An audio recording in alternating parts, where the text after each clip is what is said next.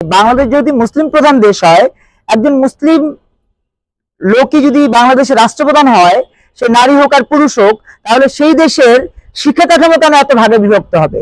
English medium, Bangla medium, অমুক medium, তমুক medium দরকার নাই। আমার জামিয়াতুল কারিমিয়াও দরকার নাই, আমার হলো দারুন নাজাত দরকার নাই।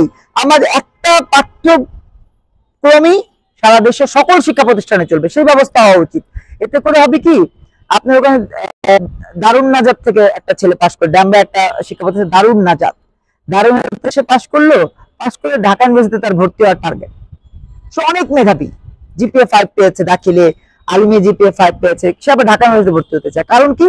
কারণ ওই মাদ্রাসাটাকে সঠিকভাবে সঠিক মূল্যায়নটা করছে না। কিন্তু এই যে সঠিক মূল্যায়নটাকে করছে না, সে সার্সিনা মাদ্রাসায় ভর্তি না হয়ে সে ঢাকা ইউনিভার্সিটিতে কেন ভর্তি হতে চায়? কারণ সে বুঝতে পারছে যে এই শিক্ষায় আমাকে আলাদা করে দেওয়া হচ্ছে। তো আলাদা করে দেওয়া যে হচ্ছে, আপনি দেখবেন দাড়ি টুপি পাঞ্জাবিওয়ালা একটা কাউকে দেখলে আমরা বলি যে হুজুর যায়, আবার ওই দাড়ি টুপি পাঞ্জাবিওয়ালা যদি আমার কোনো মাকে দেখেন অমুক যায়।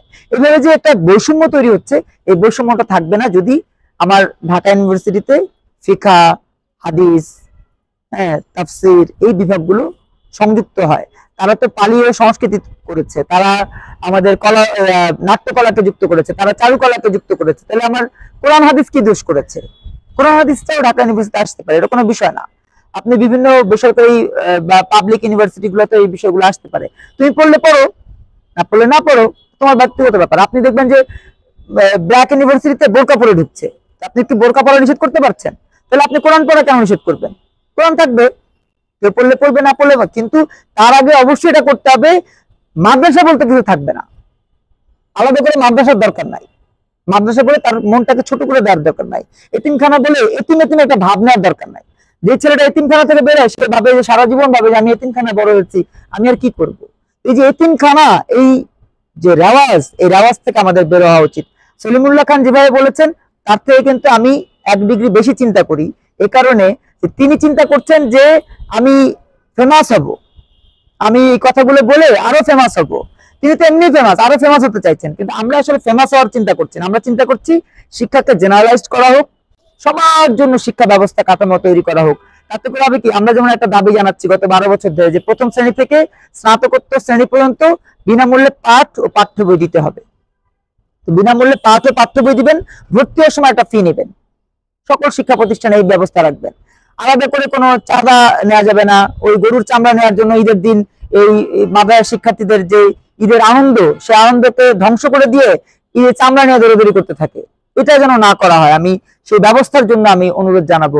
ধর্ম মন্ত্রণালয় বলেন, শিক্ষা মন্ত্রণালয় বলেন, সবার কাছে অনুরোধ যে আমার একটা শিক্ষার্থী ভাই যেন মাদ্রাসায় পড়লেও সে যেন ভাবে যে আমি জেনারেল পড়ছি। আমার একটা ছেলে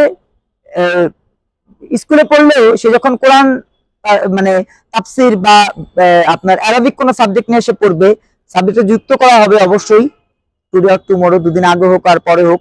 বাংলাদেশ তো এমন কোন দেশ না যে দেশে আপনি কোরআনের বিরুদ্ধে কথা বলবেন, হাদিসের বিরুদ্ধে কথা বলবেন, ইসলামের বিরুদ্ধে কথা বলবেন, এমন কোন দেশ কিন্তু বাংলাদেশ না। অতএব কোরআন হাদিসের পক্ষে থাকতে হবে।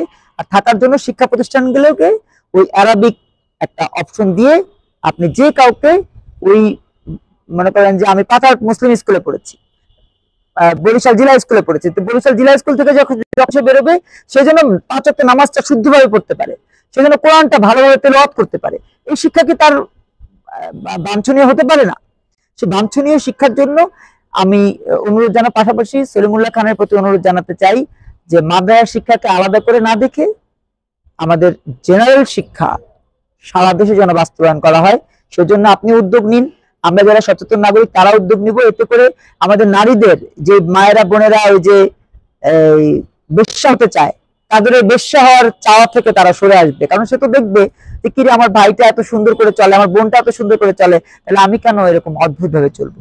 তাতে করে সামগ্রিকভাবে আমাদের সকলের একটা মুক্তির পথ আমরা পাবো।